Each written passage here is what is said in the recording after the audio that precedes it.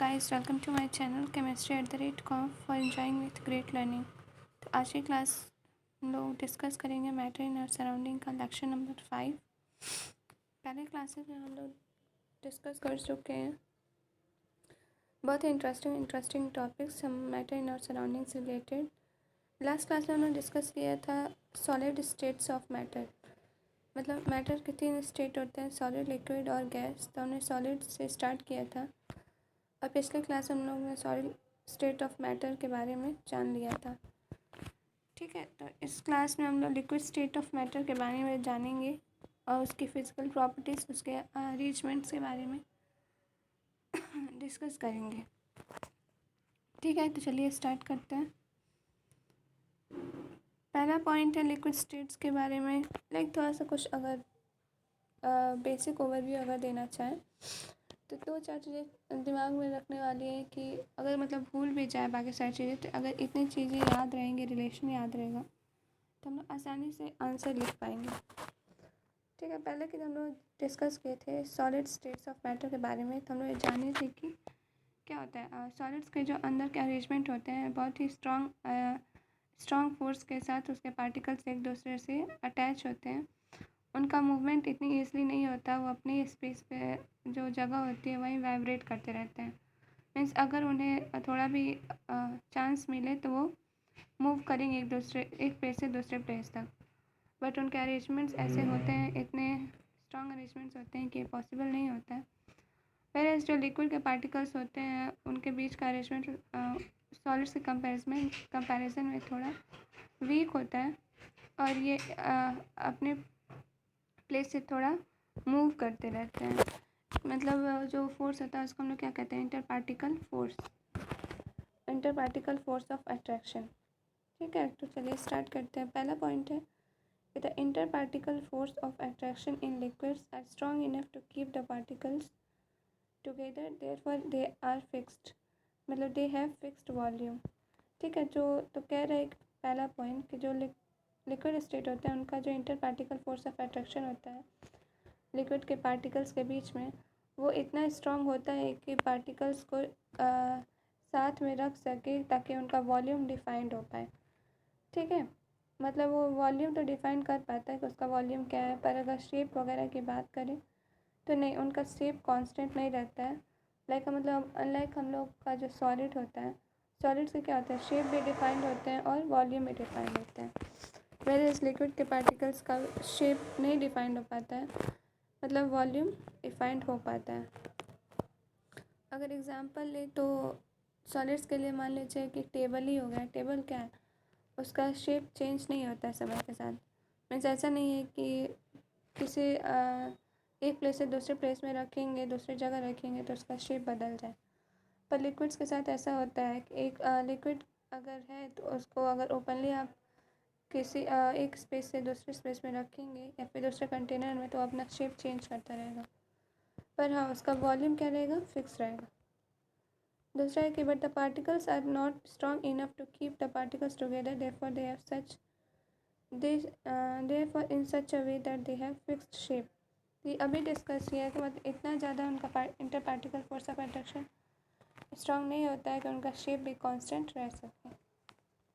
ठीक है, third point है कि they take the shape of vessels in which they are kept. ये क्या करते हैं कि जिस भी वेसल में इन्हें रखा जाता है वो उसी का shape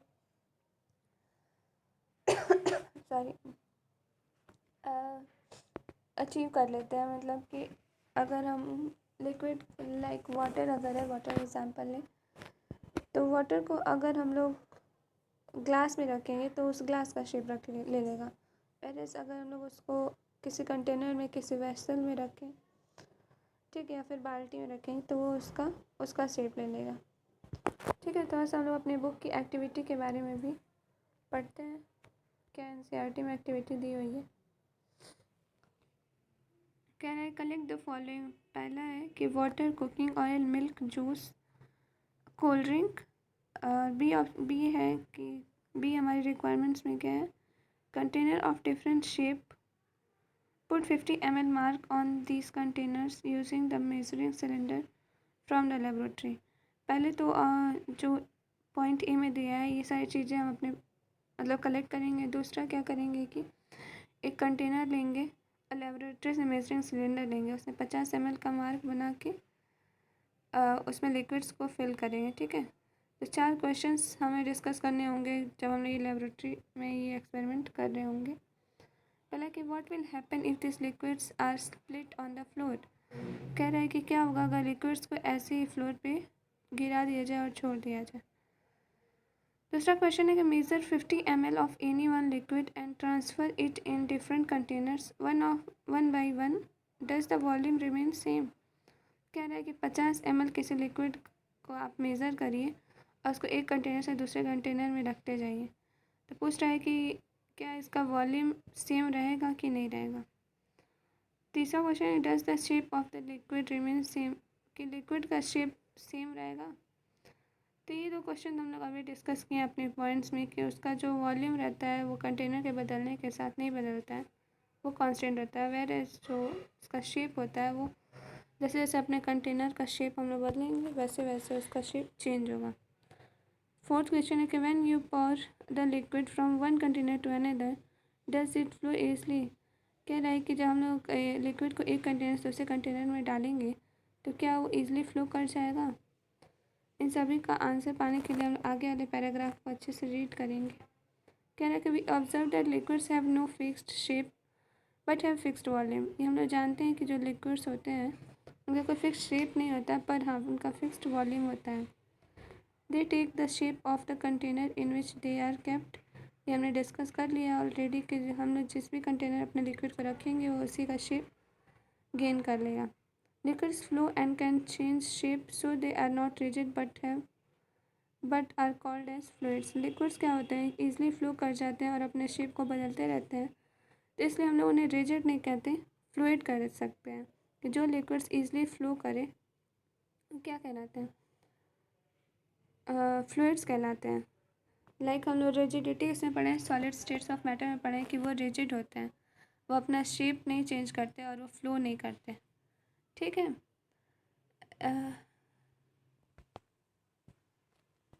can I refer to activity 1.1 where we saw that solids and liquids diffuse into liquids and the gases from the atmosphere diffuse and dissolve in water. These gases, especially oxygen and carbon dioxide, are essential for the survival of aquatic animals and plants. Next paragraph में all living creatures need to breathe for survival. इसे हम लोग जानते हैं कि कोई भी अगर लिविंग थिंग है तो वो क्या कहते हैं, वो ब्रीथिंग ज़रूर करेगा। और ब्रीथ करने के लिए क्या कहते हैं, उससे एटमॉस्फेयर से कुछ ना कुछ गैसेस के रिक्वायरमेंट्स होगी। The aquatic animals can breathe under water due to presence of dissolve oxygen in water. कह रहे हैं जो हमारे एक्वाटिक एनिमल्स होते हैं, फिश वगैरह जो पानी के अंदर रहते हैं, वो क्या कहते हैं, aquatic animals breathe under the water due to the presence of dissolve oxygen. जो ऑक्सीजन पानी के अंदर डिजॉल्व होता है, डिजॉल्व ऑक्सीजन इन वाटर, उनसे वो ब्रीथिंग करते हैं और सर्वाइव करते हैं। Thus we may conclude that solid liquids and gases can diffuse into liquids. The rate of diffusion of liquid is the rate of diffusion of liquid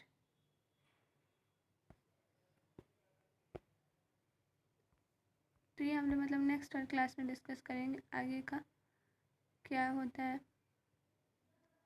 ठीक है, तो क्या करें कि liquids are not rigid but have the property to flow. Liquids क्या होते हैं कि रिजिड नहीं होते हैं बट उनके पास क्या होती है, एक स्पेशल प्रॉपर्टी होती है जो हमारे सॉलिड्स के पास नहीं होती है, वो क्या है, फ्लो करने की प्रॉपर्टी। पॉइंट्स में हम लोग अगर बात करें तो पहला है कि to moderate inter particle distance and weak force of attraction to that of solids liquid can flow and change shape. कह रहे हैं कि जो मॉडरेट जो इंटर पार्टिकल फोर्स होता है या फिर इंटर पार्टिकल डिस्टेंस होता है, मॉडरेट होने की वजह से हमारे जो लिक्विड्स होते हैं वो ईजिली फ्लो कर पाते हैं, वेयर जो सॉलिड्स होते हैं वो ईजिली फ्लो नहीं कर पाते क्योंकि जो उनका इंटर पार्टिकल डिस्टेंस होता है बहुत ही मिनिमम होता है और inter particle force of attraction बहुत ही स्ट्रांग होता है। Thus liquids are not rigid but possess fluidity. जो लिक्विड्स होते हैं वो रिजिड नहीं होते हैं, वो फ्लूइडिटी पजेस करते हैं। अब फ्लूइडिटी क्या होता है, तो नोट में हमने ऑलरेडी लिखा है, इसे आप लोग चाहे तो अपने नोट्स में लिख सकते हैं। कह रहे हैं कि दो states of matter which have tendency to flow from one place to another when they are kept free are called as fluid.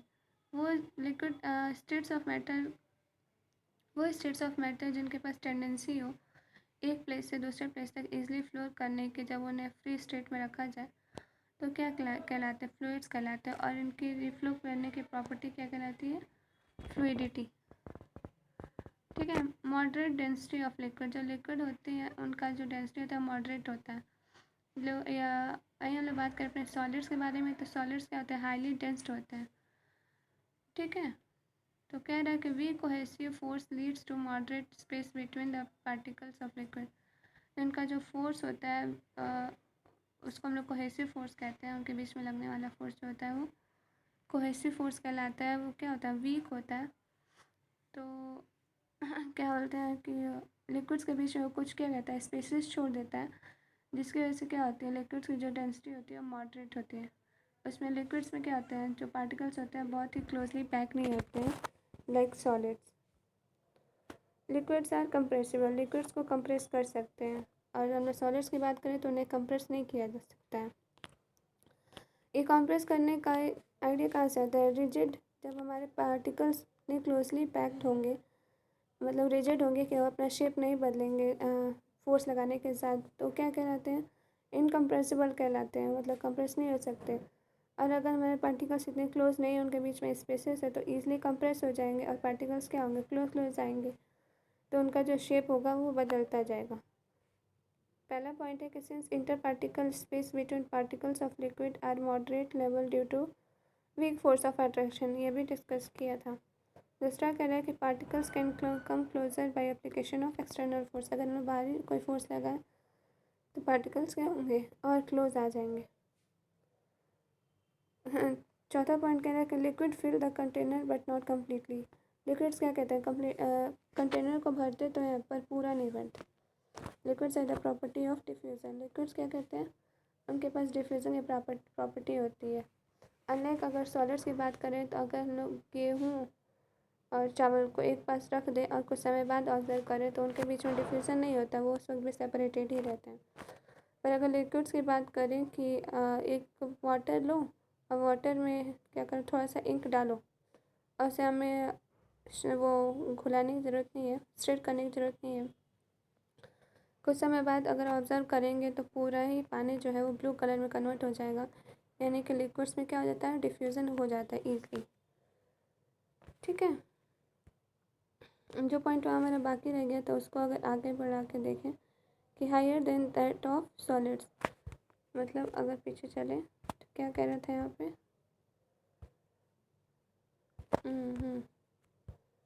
कह रहा था कि all living creatures need to breathe और survival. The aquatic animals can breathe under water due to the presence of dissolve oxygen in water. कह रहा जो aquatic animals होते हैं वो पानी के अंदर ब्रीथ क्यों कर पाते हैं, क्योंकि उसमें जो पानी जो होता है उसमें क्या होता है, ऑलरेडी डिजॉल्व ऑक्सीजन प्रेजेंट होता है। Thus we can conclude that solids, liquids and gases can diffuse into liquids.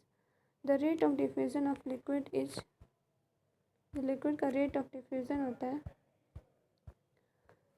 The rate of diffusion of liquid is higher than that of solid. जो उनका रेट ऑफ डिफ्यूज़न होता है liquids का वो solid से ज़्यादा होता है, क्योंकि लिक्विड्स के बीच में स्पेसेस होते हैं कि डिफ्यूज़न पॉसिबल हो, पर सॉलिड्स के बीच में स्ट्रॉन्ग फोर्स ऑफ अट्रैक्शन लाने की वजह से उनके बीच में स्पेस बहुत मिनिमम होते हैं। This is due to the fact that in the liquid state particles move freely and have greater space between each other as compared to the particles in solid state. हाँ, तो ये भी discuss किया कि जो हमारे लिक्विड्स होते हैं उनके बीच में इनफ स्पेस होता है कि पार्टिकल्स क्या कहते हैं, एक मूवमेंट कर सकते हैं, पर जो सॉलिड स्टेट होते हैं हमारे उनके बीच में इतना स्पेस नहीं होता, पार्टिकल्स इवन वाइब्रेट भी बहुत मुश्किल से करते हैं। ठीक है, तो आज की क्लास के लिए बस इतना ही। बाकी चीज़ें हम लोग नेक्स्ट क्लास में डिस्कस करेंगे, जानेंगे गैस स्टेट्स ऑफ मैटर के बारे में। तब तक के लिए आप हमारे पिछले लेक्चर्स को देखिए, इस लेक्चर को एंजॉय करिए। Thank you for watching. Please like share and subscribe my channel chemistry@com। Thank you.